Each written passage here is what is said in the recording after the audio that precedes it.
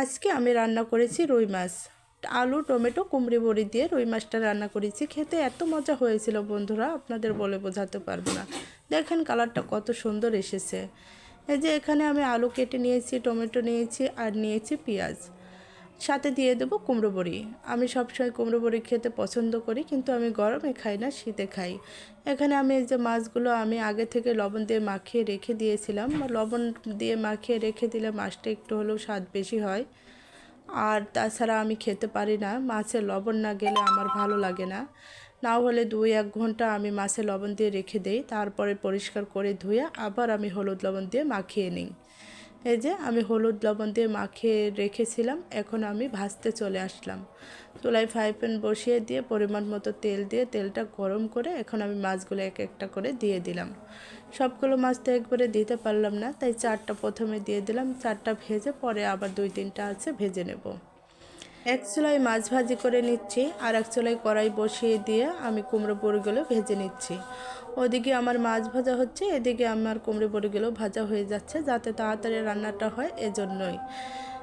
এই যে বন্ধুরা, এই যে মাছটা আমি এপাশ উল্টিয়ে দিচ্ছি, কারণ এক পাশ ভাজা হয়ে গেছে। এখন অপর পাশটা ভালোভাবে ভেজে নেব। আমি সবসময় মাছটা হালকা করেই ভাজি, কারণ রান্নার মাছ যদি কড়া করে ভাজা হয় খাওয়ার সময় মাছটা শক্ত শক্ত লাগে, আমার খেতে ভালো লাগে না। এই যে বন্ধুরা, এখন আমি কড়াই বসিয়ে দিলাম, দিয়ে এখন পরিমাণ মতো তেল দিয়ে আমি আলুগুলো ভেজে নেব। আপনারা তো দেখলেন আমি আগেই কুমড়ো বড়িগুলো ভেজে নিয়েছি, এখন আলুগুলো আমি ভেজে নেব। আলুগুলো আমি হলুদ দেব না, শুধু লবণ দিয়ে ভেজে নেব। আলুটা ভেজে নিলে আলুর যে একটা কাঁচা কাঁচা গন্ধ সেটা থাকে না, আর তেল দিয়ে ভেজে নিলে একটু খেতেও বেশি ভালো লাগে। বেশি কড়া করে ভাজবো না, আমি হালকা করেই ভেজে নেব। এই যে লবণটা দিয়ে দিয়েছিলাম, এখন আমি ভেজে নিচ্ছি। যাই হোক বন্ধুরা, আপনারা যে যে আমার ভিডিওটা দেখছেন অবশ্যই একটা লাইক দিবেন, আর যারা আমার প্রিয় বন্ধুরা আছেন অবশ্যই একটা কমেন্ট রেখে যাবেন, তাহলে আমি কমেন্ট ধরে আপনাদের বাসায় পৌঁছে যেতে পারবো। এই যে আমার মাছগুলো ভাজা কমপ্লিট, এখন এক এক করে আমি মাছগুলো তুলে নিচ্ছি। এটা বড় রুই মাছ ছিল, আমি জায়গায় জায়গায় 5-6 পিস করে রেখে দিয়েছিলাম। এই যে মাছগুলো তুলে দিলাম।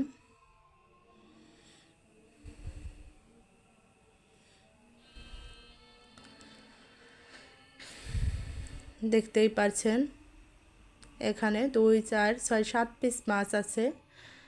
এই যে আরেক চুলায় যে আমি যে 2 চুলা নিয়ে রান্না করছি বন্ধুরা, দেখতেই পাচ্ছেন। ওইদিকে আমি মাছটাও ভেজে নিলাম, এদিকে আমার আলুগুলো ভাজা হয়ে গেল। এখন আলুগুলো তুলে নিয়ে এখন আমি রান্না করে নেব। এই যে কড়াই আমি আরও একটু তেল দিয়ে নিলাম, দিয়ে এখন পেঁয়াজ কুচি দিয়ে দিলাম। পেঁয়াজ কুচিটা নেড়ে ছেড়ে এখন আমি এখান থেকেই বেরেস্তাটা তুলে নেব। আমি সব সময় বাগারটা দেই, না হলে আমার মনে হয় যে খেতে ভালো লাগে না। সব তরকারিতেই আমি বাগার দেই। এই যে অফ ক্যামেরায় কিন্তু আমি এখান থেকে অর্ধেক পেঁয়াজ নিয়েছি, ওটা দিয়ে আমি বাগার দেব, আর অর্ধেক পেঁয়াজ দিয়ে আমি রান্নাটা করে নিচ্ছি। পেঁয়াজটা লাল লাল করে ভেজে আমি জিরা দিয়ে দিলাম, এরপরে জিরা আদা এগুলো দিয়ে নেড়ে চেড়ে তারপরে দিয়ে দিলাম পেঁয়াজ বাটা রসুন বাটা। সবসময় বাটা মশলাটাই আগে দেই, তাহলে কাঁচা গন্ধটা থাকে না। বাটা মশলাটা একটু নেড়ে চেড়ে তারপরে আমি গুঁড়া মশলা দিই। এই যে আমি বাটা মশলাটা ভালোভাবে কষিয়ে নিলাম, একটু জল দিয়ে দিলাম যাতে এটা পুড়ে না যায়। এখন আমি এক এক করে গুঁড়া মশলাগুলো দিয়ে দেব। এখানে দিয়ে দিলাম হলুদের গুঁড়ো, মরিচের গুঁড়ো, তারপরে দিয়ে দেবো ধনের গুঁড়ো। এখন সব মশলাগুলো দিয়ে এবার পরিমাণ মতো দিয়ে দিলাম লবণ। এখন সব মশলাগুলো দিয়ে ভালোভাবে কষিয়ে নেব। মশলা যত ভালোভাবে কষানো যাবে খেতে তত মজা হবে। যাই হোক বন্ধুরা, আমি বেশিরভাগ কিন্তু রেসিপি শেয়ার করি না। আজকে ভাবলাম যে এক মাছের রেসিপিটা আপনাদের সাথে শেয়ার করি। জানি না রান্নাটা কার কাছে কেমন লাগবে, এক একজনের রান্না এক এক রকম। আমি আমার মতো করে রান্না করি, আপনারা আপনাদের মতো করে রান্না করেন। যাই হোক, যদি কথার মধ্যে কোনো ভুল থাকে অবশ্যই ক্ষমার দৃষ্টিতে দেখবেন। আমি সাজিয়ে গুছিয়ে কথা বলতে পারি না, হয়তো একদিন ঠিক হয়ে যাবে কথা বলতে বলতে। ভয়েসে আমার অনেক সমস্যা হয়, থেমে থেমে যায়, কথার মধ্যে জড়তা শুরু হয়। এই যে মশলাটা কষিয়ে এখন এর মধ্যে আমি আলু দিয়ে দিলাম। এখন আলুটা আমি ভালোভাবে কষিয়ে নেব।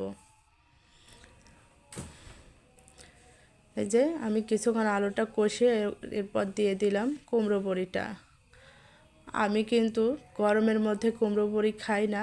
এটা কিন্তু আমার আগেকার রান্না, শীতের মধ্যে এই মাছটা রান্না করেছিলাম, তখন ভিডিও করে রেখেছিলাম, সময়ের অভাবে দিতে পারি নাই, তাই এখন দিয়ে দিলাম।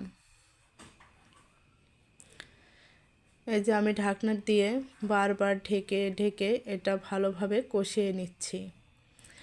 মাছ দেওয়ার আগেই আমি অর্ধেকটা সিদ্ধ করে নেব, কষাতে কষাতে আমার অর্ধেক রান্না হয়ে যাবে। এই যে কষানো হয়ে গেছে, এখন পরিমাণ মতো আমি জল দিয়ে দিচ্ছি।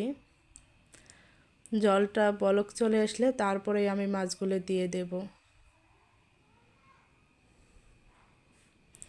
জলে বলক চলে এসেছে, এখন আমি এক এক করে মাছগুলো দিয়ে দেব।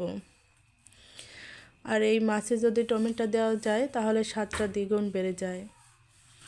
আমি যখন টমেটো থাকে আমি সব মাছেই টমেটো ব্যবহার করি। এই যে এক এক করে মাছগুলো আমি দিয়ে দিলাম।